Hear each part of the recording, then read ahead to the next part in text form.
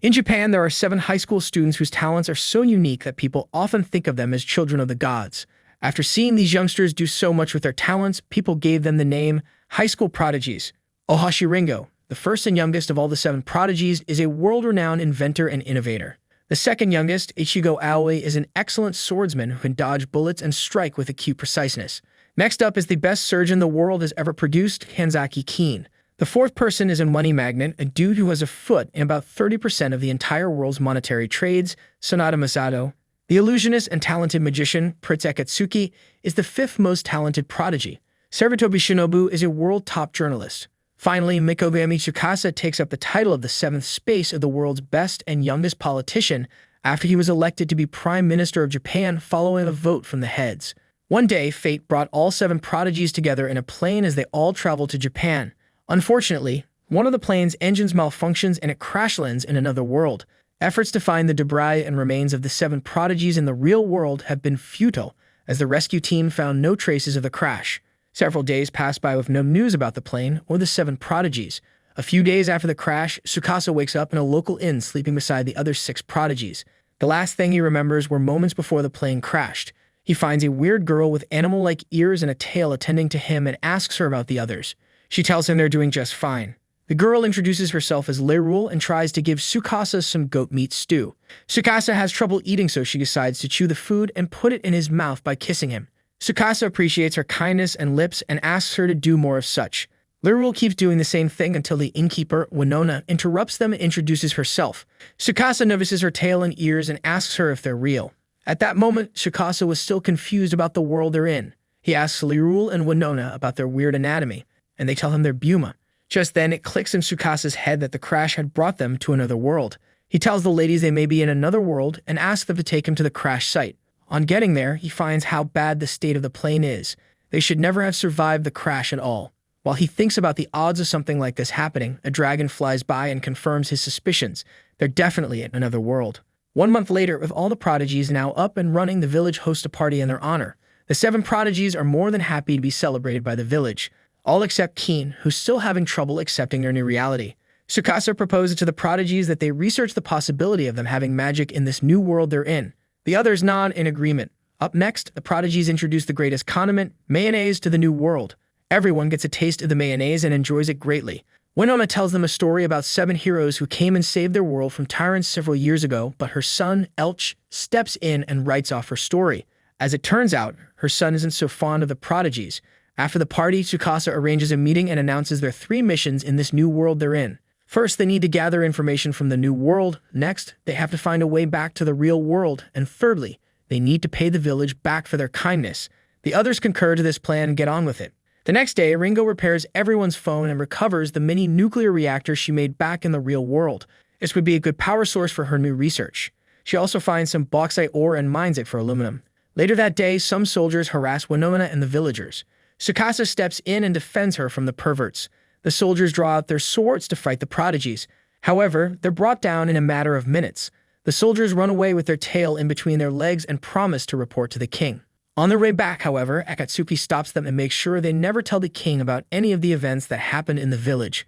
When he's back, Tsukasa reignites the spirits in his colleagues and tells them to begin their missions. A few days later, Masato and Elch visit the New Chillin Mega Merchant Company to get some stocks for the village to survive during the winter. The merchant, Jakoi, who heads the New Chillin Merchant Company, values the goods at extravagant prices and forces Elch and Masato to leave the company. Masato gets so angry that this inspires him to start his own new merchant company. He makes a promise to Elch that he'll bring down the Jakoi's merchant company in just 1 week and teach him how to make money. Elch tells him it's physically impossible to do so, but Masato tells him to watch him. Meters away from them, a homeless young Buma listens in on their conversation. Akatsuki does some magic tricks in front of the kids and wows them. One of the village women thanks Tsukasa greatly for their help in the entire village. Tsukasa tells her they're just doing their best to repay them for their kindness. She tells him about their dwindling supplies and wonders what the best course of action would be. Tsukasa tells her not to worry as Masato would find something to do about it. Winona interrupts them and tells them about the terrible merchant Jakoi who keeps hiking up prices of goods all year round. Tsukasa tells them to leave things in businessman Masato's hands. That evening, Masato acquired a permit to open his trading company from the mayor of the town. Elch is surprised he could pull off such a stunt in just 1 day. Shinobu arrives and tells Elch she had a hand in helping out as well. She leaves them shortly and goes her own way. While they prepare to leave, the homeless kid stalking from earlier reveals herself as Rue and begs Masato to accept her under his wing. She wishes to learn the ropes around marketing and business from the man himself. Masato sees the greed in her eyes and agrees to teach her the ways of business. He gets her better clothes and gets to his next meeting with some small merchants around town. There, he proposes they come sell their goods in their shopping plaza and pay them a little percentage of their sales as rent. He also lists out more terms favorable to the merchants, and they accept the deal. Once the merchants are gone, Elch asks Masato if he's good with earning money without doing a thing. Masato tells him to wait and watch the big things happen. The next day, Masato finds a site for their mall and builds a makeshift shopping mall closer to residential access for easier access by the people. Almost immediately, the mall begins filling up with merchants. Masato tells his apprentices it's time for the hard part. Now they have to make sure the merchants make sales so they can have money to pay them. They stay in the stalls and wait for the customers to come. Some hours later, people begin to notice the mall. They see how cheap the prices are and decide to try buying stuff. Soon, the whole mall is filled with people buying different stuff. Shinobu calls Masato to give an update on Jakoi's dirty business. He tells her to arrange some carts so they can transport supplies to the village. That evening, the village begins filling with supplies and everyone is happy once again. Jakoi hears the news of the new mall that opened up around town, but he's neither worries nor threatened that they'll overtake him. The very next day, Masato puts up some mayonnaise for sale. The townsfolk love the new stuff and buy all of it before the day ends. Later on, the captain of the merchant fleet, Sea Serpent, visits the shopping mall to try out their mayonnaise. Unfortunately, there's none for sale. Masato arranges a meeting to talk business with the captain, which ends on a good note. The next day, the captain makes a deal with Masato. On the night of the second day, Elch and Rue sit on a cart full of gold coins as they just made a fortune in a few days. Shinobu visits them and tells Masato that Jakoi plans to build another market in the central plaza to take back his customers. The next day, Ringo finishes her new aluminum alloy shovels. She shows them to Tsukasa, who commends her efforts. They then continue talking about Masato. Tsukasa tells Ringo about Masato's resourcefulness and reassures her they would do all it takes to get her what she needs for her projects. After their meeting, Tsukasa returns to the village only to find out it's already snowing. In the meantime, Jakoi finally starts seeing Masato's shopping mall as a threat to his business. He orders his men to buy all the goods the merchants have for sale, so Masato won't have any goods to trade with. Unfortunately for him, Masato already thought ahead. He had brought the traders to his side and had given them contracts relieving them of the horrible tariffs imposed on their goods by Jakoi. Jakoi gets the shock of his life when he finds out he's completely out of business. He tries to buy the merchants back, but it's already too late for him. Jakoi has no choice but to bow down to Masato now that his business is at risk of bankruptcy. Still, Masato refuses to throw him under the bus. Instead, he invites Jakoi to work under him this time. Jakoi has no choice but to join him. After their victory, Masato plays with Rue by the seaside. Elch asks him why he didn't do away with Jakoi. Masato tells him he needs his enemies closer to him. Just then, some slave traders pass by and recognize Rue as their slave. They confront Masato for harboring a slave that's not his and hold her back. Rue walks over to Masato and promises him to be a better merchant and make lots of money to buy her parents back. She begs Masato to buy her from the slave traders and teach her the ways to make money. Moved by her confidence, Masato buys Rue for 100 times the price. Rue tears up and thanks her new boss for saving her life. Hours later, Tsukasa gets the good news from Shinobu on a call. Masato's new mall is doing extremely well. She talks further on some of the information she was able to gather in the city and tells him about the magic capabilities of this new world, including how to use it to their advantage. Before hanging up, she tells him she wasn't able to get information about the 7 heroes of the world as the information about them was destroyed. Tsukasa tells her they have to search for it by all means. While on the call, the villagers finish building the first bathhouse of the village. They take a bath in the pool for a while until someone comes bearing bad news. A few hunters from the village ran into a monster during their evening hunt in the forest. Everyone puts on their clothes and runs to the scene. Masato and his apprentices join them to go look for the villagers in trouble. Luckily for the hunters, Aoi the samurai takes the monster out before it could do more harm. While she fights the monster, the others rescue Mayor Olga, who is hit and bleeding everywhere. In the meantime, Keen takes out her surgical instruments and begins working on saving Olga's life. She works her magic and revives Olga right in front of everyone. When they're back to the mall, the captain of Marcus Findle's Guardian Knights, Inzaghi, arrives at the shopping mall and accuses Masato of making money through illegal means. Even though this is a wrong accusation, the 7 prodigies have no choice but to allow Izanagi to carry out the king's will. Izanagi and his soldiers set the mall on fire despite having people still inside and leave shortly. The other villagers worry what may happen to the people inside the mall, but Ikatsuke uses his magic illusions to bring them out of danger. Once they're all gathered up, Tsukasa finds out Leirul is missing. After searching their small crowd, Tsukasa and the villagers conclude that Leirul has been abducted while they were saving their families from the fire. Elch proposes they take the fight to Dormant and seize their freedom from his fat hands. However, Tsukasa advises they try a more diplomatic approach to things. He tells the people the dangers they stand to face from making rash decisions and fears the village may bear the brunt of the aftermath. However, Winana steps in and tells him they have no choice but to stand up and fight for their land and freedom. Tsukasa reasons with her logic and changes his bias. He, however, tells the villagers that things may get bloody and they may start a war by rebelling against the empire. However, the people tell him they're ready to face the results of their actions. Tsukasa offers the people their help and informs them that they'll be making new inventions to help protect them from the knight's weapons. In a large castle, Inzagi dresses Leroux up in a sultry manner and presents her to the leader of Dormant so he can use her to satisfy his desires. When she gets to the king's chambers, Leroux has to bear the disgust of making out with a fatso. The fatso fondles her chest a little bit and goes in for a kiss. Just as his lips are about to touch Leroux's, a strong spark separates them both. The fatso finds out Leroux is a sorcerer, so he orders Inzagi to tie her up. In the meantime, Tsukasa and his army of villagers had already gotten to the gates of the castle. Ringo uses her futuristic cannonball to blast a hole in the castle walls, paving a path for the villagers to cross. Inzagi, upon sighting the villagers, orders his men to shoot them down with arrows. However, their strong duralumin shields protect all of them with 0 casualties. The press went further deep into the castle and took out all of Inzagi's 200 men with the help of the 7 prodigies. Tsukasa and Shinobu sneak past the gates to get to Leroux. As they get into the inner chambers, they meet the Imperial Mage officer, Gale Stafford, who acts as an obstacle to keep them from entering. Outside, Akatsuki flies tall and high in the sky, ready to terrorize the soldiers of Dormant with his magic. He spreads some poison bombs on the soldiers and gets them running with their tails in between their legs. Inside, Shinobu evades all of the mage's attacks and knocks him down with her ninja art. Just then, Inzagi rushes towards them with 2 other men and confronts the duo. Shinobu buys Tsukasa some time to go find Leroux. After checking out a few rooms, he finally finds Leroux tied up in the king's bedroom. Unknown to him, the king was already hiding somewhere and ready to attack. The fat king takes out his handgun and shoots Tsukasa down. Then he removes his knife and cuts out Leroux's clothes. Tsukasa stands up and reveals that he was wearing a bulletproof vest all along. He takes out his own handgun and shoots the fatso in the brains. Don't worry though, they're just rubber bullets, so it doesn't make a mess. After taking out the king, Tsukasa releases Leroux from the ropes and tries to wake her up. However, something weird happens as Leroux's eyes turn blue as she speaks in a weird tone. The thing speaking inside her calls Tsukasa and the Prodigies the 7 Light Faith heroes and tells him to save the world from the giant dragon trying to swallow the entire world. Once the message is delivered, Leroux wakes up in Tsukasa's arms crying happily. The battle ends in the villagers' favor. They let out a cry of victory as they just got their freedom back. A few days after their victory, the 7 Prodigies build a large van for their shows.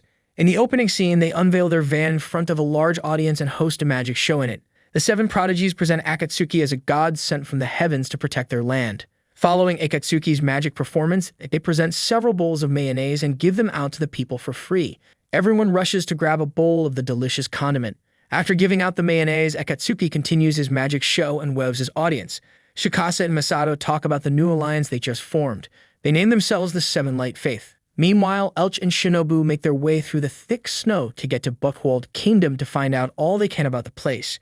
After his second magic show, the 7 Prodigies hand out more mayonnaise to the villagers. By nightfall, Tsukasa sneaks into the royal castle to see the mayor Hazeret discuss and merge with him. After negotiating all the terms for the alliance, Hazeret agrees to form an alliance with the 7 Light Faith, all while serving as the mayor of Dormant. The next day, Hazeret announces his alliance with the 7 Light Faith to the people. The guards are low-key happy about the alliance, but they dare not show it.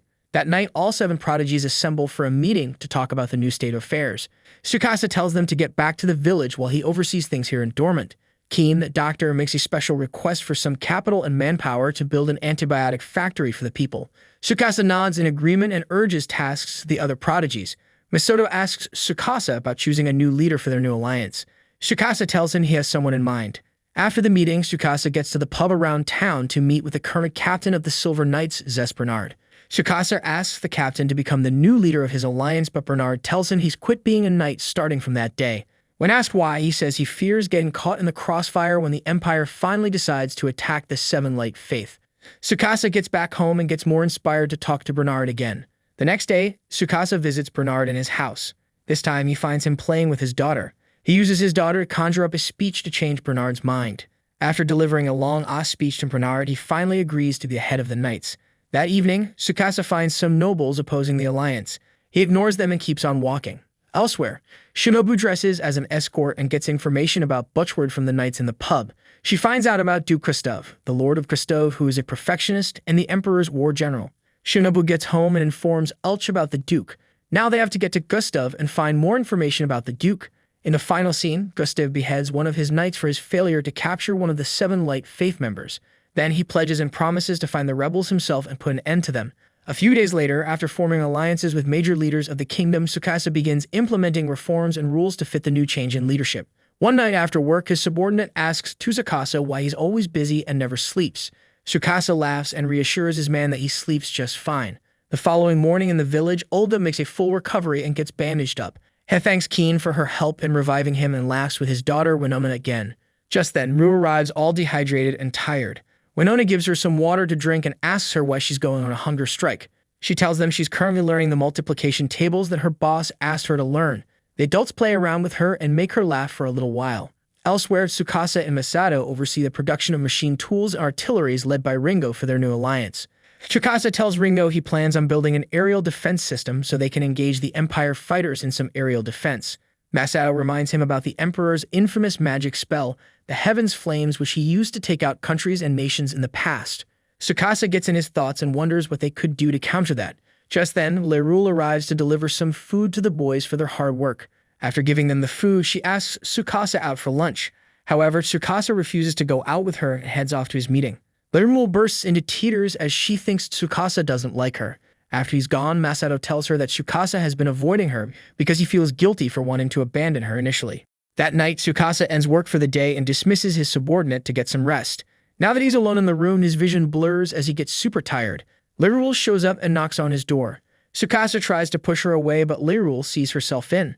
On getting inside, Lerule confronts him and asks for a reason why he hates her too much. Tsukasa tells her he doesn't hate anybody himself. Still, Lerule tells him she feels no hate for him.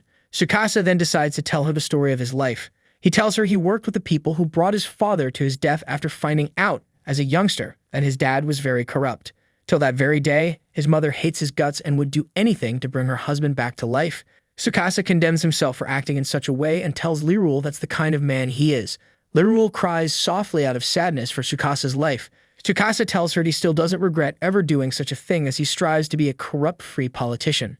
Lerule walks closer to him and holds him close to her. She tells him she's never going to hate on him no matter how much he tries. Tsukasa gives in to her words and asks her permission to lay his head on her lap so he can sleep off for the first time in days. While Susaka sleeps, Ringo, who's been eavesdropping on them the entire time, leaves for her office to cool off. Apparently, she has a crush on Tsukasa. The next day, Akatsuki is accompanied by 2 ladies in the bathhouse. He tries every trick in his book to keep the ladies away from him, but nothing works. He finds Rue all sullen and sad as she couldn't learn the multiplication tables in time. Akatsuki, Aoi, and Keen give her some pointers on how to learn something quickly. Rue leaves the bathhouse happier and ready to learn the multiplication tables. Akatsuki asks her some questions about multiplication and she gets them all. After passing her multiplication test, the time comes for her to learn division. In the final scene, Rue stands and stares at 5 fishes, wondering how the hell she would go about learning division. Upon arriving at Gustave, the city of Duke Gustave, Elch and Shinobu visit an inn to rest from their long journey.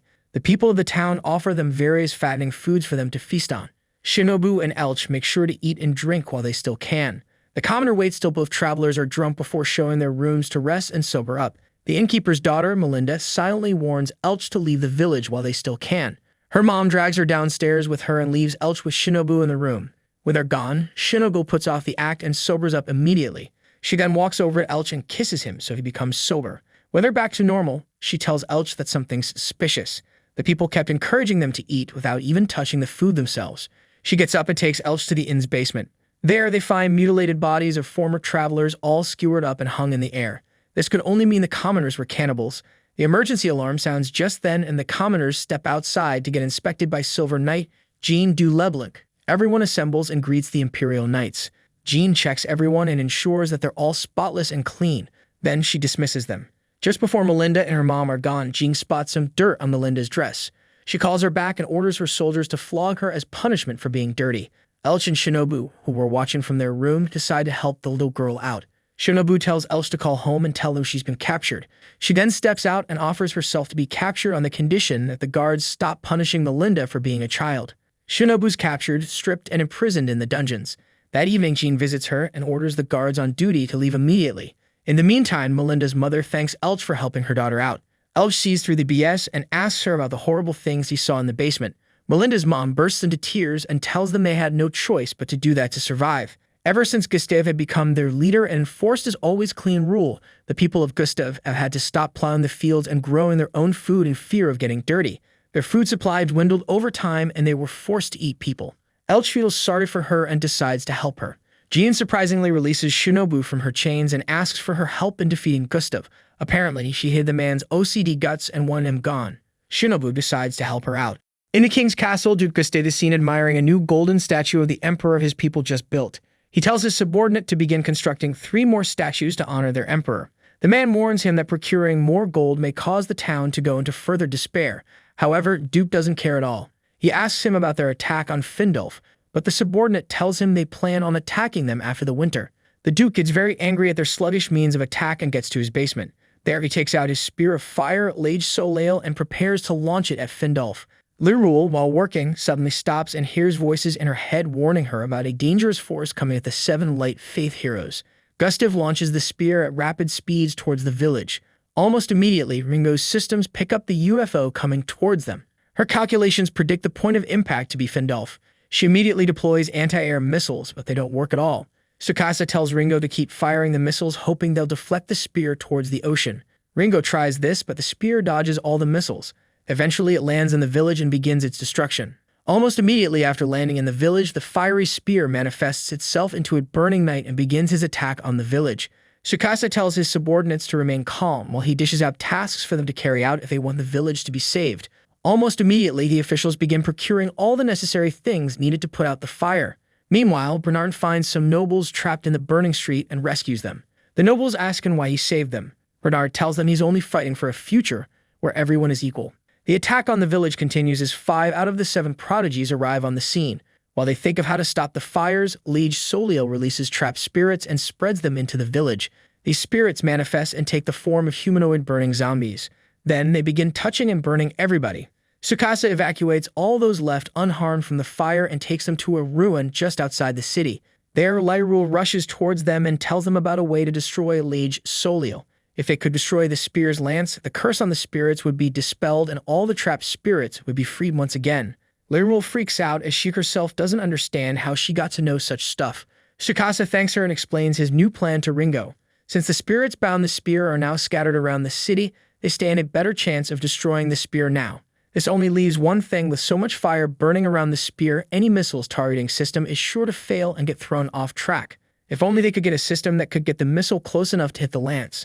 There's a deafening silence and Elway, the samurai, volunteers to redirect the missile towards the lance. Tsukasa lets her up as they all have no choice now. Aoi covers herself in cold water and gets ready for the missile launch. When Ringo launches the missile, Aoi runs along with it, holding it and using the missile's fuel as thrust to increase her speed. Aoi shows incredible strength and stability as she redirects the missile away from all the obstacles until she gets close enough to let it go. Lage Soleil notices something coming for him, so he deploys all the countermeasures he can to ensure that the missiles don't hit him. Unfortunately for him, Aoi is a samurai one shouldn't mess with at all. She successfully redirects the missile and destroys Lage Soleil. Back in the castle, Gustave gets a share of the damage done to the lance and loses his 2 arms. The spirits who were trapped in the lance are finally free to go and rest in peace. They thank the 7 Light Faith warriors and ascend into the heavens. Tsukasa gets his time alone with Lyrule and tells her his missions for the village's future once again. He pledges to make sure such a disaster would never happen again. Lyrule thanks him and tells him about the mysterious voice she heard in her head. She then suggests she starts learning magic so she can help Tsukasa out in her own way. Tsukasa gives her the go-ahead. The next day, the entire village erupts in joy for their victory over Lage Soleil. Shinobu calls Tsukasa and rants over the phone about missing all the fun the previous night. Tsukasa commends her for making an alliance with the Azure Brigade Resistance Force and urges to keep up the good work. Just then, Masato arrives to talk to his buddy. Tsukasa tells him about Lyrule's epiphany and wonders what to do about it. While they discuss, Bernard arrives with his new modernized army of 50 men fully equipped with artillery and guns. After losing his arms, Gustave replaces them with fiery ones and instructs his subordinate Oscar to assemble all 10,000 troops and march towards Findolf all at once. This is great news for the 7 Light Faith warriors, as they know Gustave was now impatient and easier to take down in that state. A few hours after the decree is made, the Gustave's soldiers ride through the snowy mountains to get to Findolf all at once. The captain, Marquis Arclide, explains his disappointment in Gustave for making such a hasty decision and attacking the Seven Light Faith head-on. Unknown to them, Bernard and his soldiers had already sighted the front lines from their fort. He orders his men to shoot down some men to strike fear in Arclide's mind. This plan works and Arclide retreats, just like Tsukasa and Bernard predicted. Bernard orders his men to begin pursuing Bernard and his men. Arclide sees through this and does things to make Bernard think they were retreating for real. He plans to capture Bernard and his men in the plain fields around Buchwald with his heavy cavalry. This plan works, but unfortunately for him, this was all part of the grand plan. Bernard keeps a straight face and takes out the heavy cavalry with hand grenades just like Tsukasa had planned. Arclide retreats for real this time into Buchwald. Gustave, on the other hand, remains unfazed as gives his final speech to his troops before sending them off to war. The Azure Brigade begin their attack on Gustave and manage to turn all his soldiers against him. Ringo focuses her sights on Buchwald and sends her killer drones towards the city and demands the surrender of Buchwald to avoid being wiped out. Hours later, Gustave loses the remaining few men on his side and is pinned in his castle. Jean and Shinobu approach him and demand he surrender himself. Being the proud man he is, Gustave refuses to surrender. Instead, he levels up his power and uses his fiery arms to attack the girls. Jean and Shinobu manage to dodge most of his attacks in preparation for a counterattack. They get an opening after blinding Gustave in the eyes and make a move to behead him. Gustave sees through their trick and defends himself. Still, Jean gets to his blind spot and finally takes him down. As he bleeds out profusely, Gustave uses his own blood to create a self-destruct magic spell. Thankfully, Jean and Shinobu escape without getting hurt. Following the battle, the cities and villages begin rebuilding themselves. Marquis Arclide recognizes Tsukasa's wit and strength and decides to be on the winning team. He pledges his allegiance to the Seven Light Faith. A few days later, the ladies in the Seven Light Faith all enjoy sensual massages from the expensive aroma oils made for them by the Imperial Mages. When it's Ringo's turn to get her neuromassage, she gets very shy due to her small stature. The girls recognize what's going on and help massage her chest region to lift her hopes up. Akatsuki also joins the ladies in their neuromassage and has a good time with them. When they're done, they present themselves to Tsukasa and Masato. On seeing Akatsuki in a girl's attire, the duo make fun of him. After the small talk, the Seven Light Faith heroes come together again. First, they discuss Leirul, who is currently learning the ropes around magic to become a mage. They keep discussing their alliance. Masato tells the group he's worried for the Azure Brigade as they may not be completely on their side just yet. Discussing further, Masato tells the group the Azure Brigade may just be recognizing the strength of the Seven Light Faith and are surrendering to avoid fighting a bigger foe while facing Gustave. Tsukasa butts in and tells them the lie Count Conrad told during their meeting. Tsukasa had asked him for the location of the golden statue of the Emperor. Conrad, however, lies about the location and tells him he doesn't know where it is. There's another thing they have to worry about. Is Gustave really dead? Well, they just have to wait and find out. In the meantime, they just have to find a way to bring the people of Azure to their side so they can render the brigade powerless. Before he gets to speak on his plan, Keen, the doctor, butts in and demands that Tsukasa and Ringo, the least rested member of the Seven Light Faith, take well-deserved breaks so they don't break down and fall sick. Tsukasa can't go against his doctor, so he thanks Keen for the advice and suspends their meeting for another busy day. He then asks Ringo, who's had a crush on him for a while now, to go on a date with him. Ringo gets home and tells her assistant. The assistant gets so happy for Ringo about her date. She tells Ringo to make the date count so Tsukasa gets to fall in love with her. Now Ringo has no knowledge on how to pull men to her side. She visits Aoi the samurai to get advice on how to act during the date. Aoi's explanation on the subject matter goes way out of line as she tells Ringo to seize Tsukasa by the balls and break him. Clearly she can't do such a thing. So Ringo visits Keen to hear her say on the matter. This time, Keen's approach is somewhat dangerous. She explains to Ringo a subtle way of graping a man. Ringo gets very surprised at the violent answers she's receiving. That evening, she hits the bathhouse and meets Shinobu there. After asking for her opinion, Shinobu tells her to go later than expected. The next day, Ringo makes sure to arrive at their meeting spot late. Tsukasa finds her hiding and calls to her. Ringo's face immediately goes red after seeing her crush. People also start flocking around them as they recognize them both as members of the Seven Light Faith. Firstly, Tsukasa takes Ringo to a clothing shop to change their clothes. After getting into new clothes, Ringo's face lights up red as Tsukasa appears cuter than ever. Tsukasa walks through town, turning women's heads. While they walk, Ringo remembers Shinobu's second tip, which is to hold her crush's hand when they walk together. To do this, Ringo decides to slip and fall into Tsukasa's hands. Tsukasa picks her up and takes her to a diner to eat lunch. There, Ringo remembers the third trick, which is the indirect kiss moment. Ringo tries her best but ends up switching wine cups with Tsukasa. Ringo faints shortly and recalls her younger times. Apparently, Ringo was the result of a genetic experiment her mother carried out on herself. A few years after being born, Ringo begins to solve heavy calculus and quantum equations. She received her first scientific award at age 6 and got it 3 times in a row.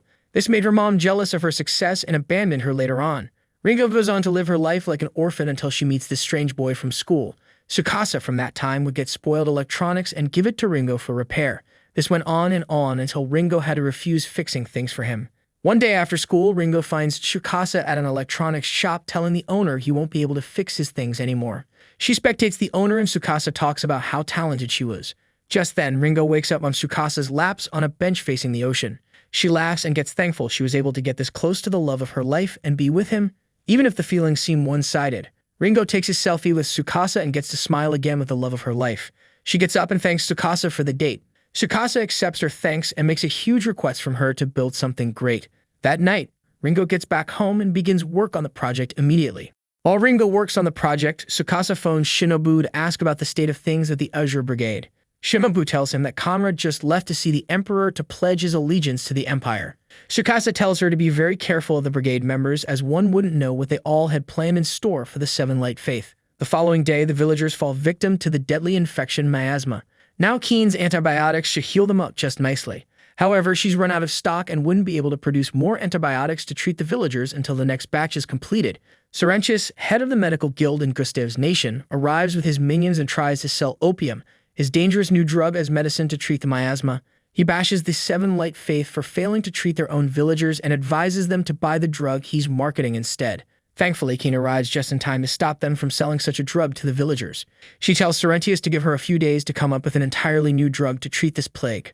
Sorrentius and men laugh at the impossibility of this happening and take their leave. Keen uses acupuncture to reduce the infected villagers' pain. Then she gets on with synthesizing the antimicrobial magic bullet drug, sulfonamide, with the help of Findolf's brand new mage, Leroux. In a matter of hours, Keen gets all the materials she would need to completely synthesize the magic bullet and successfully creates pink sulfonamide crystals from coal, sulfuric acid, and ammonia water, which smells like pee. When she's done, she administers the drug to the sick villagers and they get healed. Melinda's mother thanks the Seven Light Faith heroes for helping her daughter get healed up. Keen doesn't take up all the credit. Instead, she shares them with the other villagers. Sorrentius and his minions, after seeing the miracle happen, come up with an evil plan to poison the new medicine stock and kill some villagers just so Keen loses credibility. Luckily, Keen has been tracking them. She waits until they're done talking out their evil plans before she paralyzes their nerves with paralyzing medicine.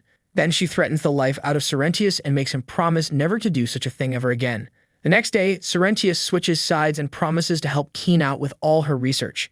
His minions are even surprised such a thing could happen, but they have no choice but to obey him. Elsewhere, Conrad faces General Nero to pledge his loyalty to the Emperor. Nero lets him know that, although he accepts his wishes to become one with the Empire again, the Seven Light Faith must go. Conrad says he'll do anything to let that happen. Nero smiles and presents a masked mage to serve under Conrad's disposal. The mage arrives and forges Lage Soleo right in front of everyone, striking fear into Conrad's heart. Nero places the mage under Conrad's disposal and tells him to take down the Seven Light Faith Knights. Ringo completes the new Tsukasa asteroid build. Tsukasa checks it out and explains some of his values to her before letting her go. In the next scene, Jeannie is seen making her prayers to the great statue of Count Bumhart. Razenak, one of the captains of the Knights, arrives with his guards and informs Jean of Conrad's rebellion. Jean suspects they may try to kill her then, so she attacks them hoping to escape. Unfortunately for her, Razenak's men were stronger. They pin her down and prepare to do vile acts on her before killing and disposing of her. Razenak leaves her to his men to enjoy. Just as they're about to begin their vile act, Shinobu arrives and saves Jean from the greatest embarrassment of her knighthood. Together, the two ladies work together to completely take Razenak down. Once they're out of danger, Shinobu takes Jean to the underground shelter of the Azure Brigade to show her Conrad's secret, a statue of the Emperor. Jean breaks down when she finds out Conrad was lying to her all this while. Shinobu offers her sanctuary with the Seven Light Faith and quickly hide as they hear Count Conrad approaching the shelter with the masked mage. Shinobu and Jean get to witness the masked mage reveal his true identity. After finding out Conrad broke the Emperor's golden statue, he gets very angry and reveals his true self so he can carry out his punishment on Conrad. The two ladies find out that the masked man is actually Gustave. Seems like he was brought back to life with some kind of red gem on his chest, which replaced his heart. He sees the two ladies hiding nearby and attacks them fully. Shinobu and Jean quickly get on horses and begin riding towards Findolf to warn the others of the impending danger. Unknown to them, Tsukasa had already fired the nuke towards Gustave's location. While the maniac proclaims his love for the Emperor, the nuke hits Azure's brigade and blows him up. Jin and Shinobu both watch the entire brigade grounds erupt in flames as the thunderbolt reduces it to ashes. Even the villagers from Findolf can see the cloud of fire far off in the horizon. Ringo and Tsukasa finishes up their work and toast to a new world of diplomacy and equality. Tsukasa tells Ringo they have to keep up their strength so they'll be able to keep running freely and fairly. Ringo gets very impressed and thanks Tsukasa dearly for being the true leader of the new world. The next day, Tsukasa is called upon to give a speech to the entire village and reignite their spirits. Tsukasa tells the village about their new alliance with the four great kingdoms of the north and also recounts their victory over their enemies the previous night. He then ends his speech by proposing to the people that they form a republican nation where everyone can make decisions for himself and don't have to bow completely to the nobles or become peasants. The people get so mustered up that they all hail the new rulers of the republican nation, the Seven Light Faith. Their victory is short-lived, however, as Gustave shows up in his fiery form. This time, he changes his form and morphs into a full-blown monster on two legs. Aoi and Shinobu try to destroy the red gem on his chest, but Gustave knocks them out. Aoi gives her all into one last attack and manages to crack the gem on his chest. Unfortunately, her sword breaks and she's blown away. Gustave makes his move towards Tsukasa, who was still standing on the platform. Tsukasa takes out his gun and keeps shooting the chest region repeatedly until a bullet hits it and takes it out. Before he disintegrates, Gustave gives Tsukasa a final look and calls him a weak man. He gives him a little more time and tells him he'll soon understand why he himself follows the Emperor so. After that, he disintegrates and dies. Several miles away from Findolf, Kaguya, Shura, and Hibari, three warrior ladies recognize the dawn of a new wind. A dude also joins them and smiles over the new world formation. Tsukasa wakes up the next day after having a nightmare about himself and colleagues. He remembers the words of Gustave and reminds himself that he's not as good a prodigy as the other six alongside himself. Nonetheless, he acts like the perfect man and gets down to eat some breakfast with his peers. He sets his eyes on some mayonnaise and digs in for a feast prepared by Winona and her father, Olga's house. Rue packs up a whole bunch of mayonnaise on her toast. Lirul and Ringo sit next to Tsukasa and offer him some food to eat. Tsukasa suddenly remembers his friends. He smiles and forgets all that Gustave said to him. Then he proceeds to tell his peers about the new policies of the new world they're creating before eating their breakfast. If you like this recap, do let me know in the comments and obviously leave your like too. Do not forget to share with your friends and subscribe. Above all, activate your notification bell so you don't miss the next recap when it drops. Until next time, do take care and stay safe.